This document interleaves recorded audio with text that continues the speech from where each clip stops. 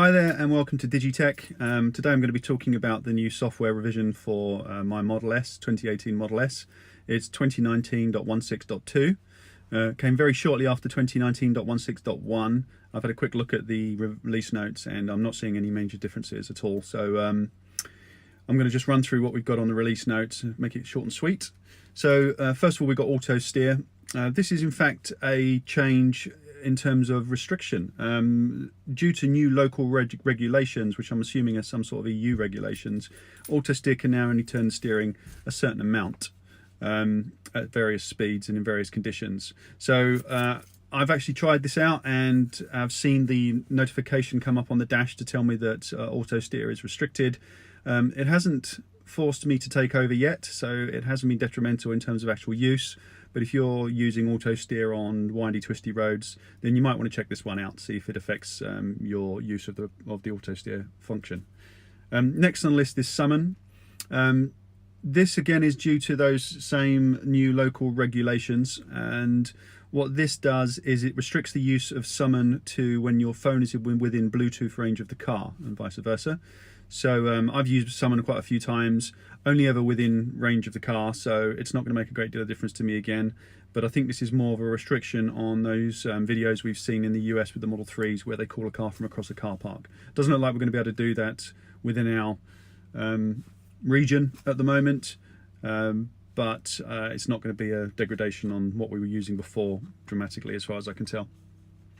The next one was one I was actually looking forward to, which was Navigate on Autopilot. What this essentially does is when you're in Autopilot and when you're on highways, for example, or motorways, Autopilot will suggest lane changes. So if you've got your speed set to 70 and you're in the slow lane and you come up against a car that's doing 50, Autopilot will suggest the lane change. It will also show you when that lane change is dangerous. It will go red.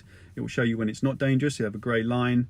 You still have to use the indicator stalk to initiate the change. It's not automatic yet, but I think this is a prelude for when the car will automatically change lanes.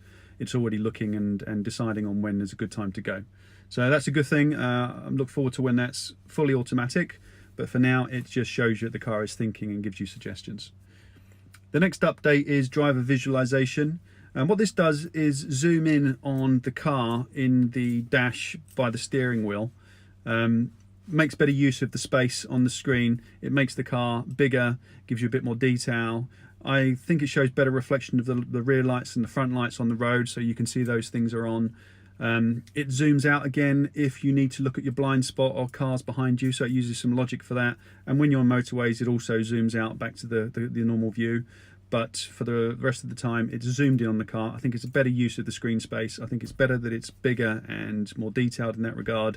I quite like this function. The next update is to Sentry Mode. Sentry Mode can now be switched on automatically, so you can have it so that it automatically switches on when the car is parked. You can also switch it on more easily if it's in manual mode. They put an icon at the top of the screen, so when you park you can click that icon and it will put Sentry Mode on without you having to go into the controls panel. And it will also give you 3 options for exclusion. So you can exclude your home, you can exclude your office, and you can exclude another place. So you don't get lots of Sentry Mode alerts if, for example, people are walking around your car at home in your garage. So again, great update for Sentry Mode. Glad to see that on board. The next update is with the navigation panel. For UK cars, for example, they moved the navigation panel to the right-hand side of the screen. So it's much closer to hand, easier to get to. I think that's a nice touch, at least for us UK drivers. And then there's the software update preferences. So you have one mode, which is essentially normal, where it will notify you when there is another update available and you can request it. On the other hand, you can switch it to advanced, and what advanced will do is it will look for the update for your car in your region and it will automatically download it straight away, give you the option to install it. So hopefully that will move us away from these delays that people are experiencing as to when they get the new software. But if you're one of these people that likes to use a particular version of the software and doesn't, for example, like the steering restrictions on the new version, you can switch it to normal mode and you can choose whether or not you download it and whether you get it. So again, a nice feature.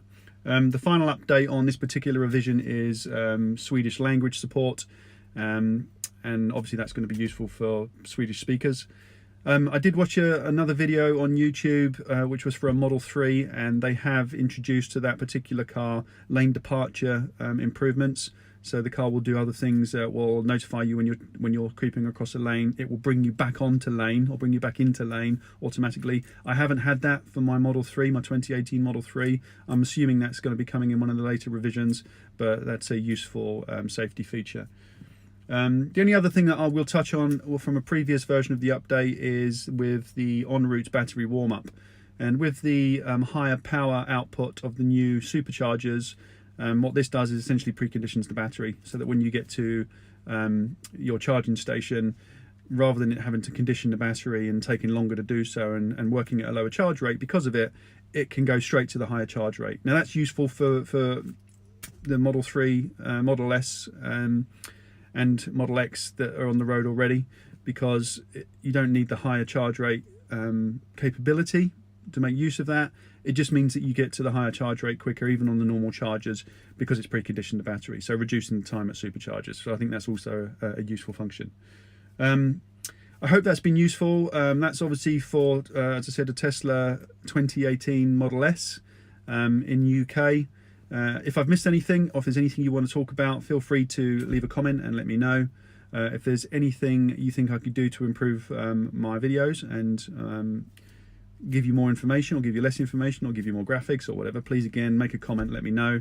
Other than that, I'll wrap it up there, and I hope to speak to you soon. Take care.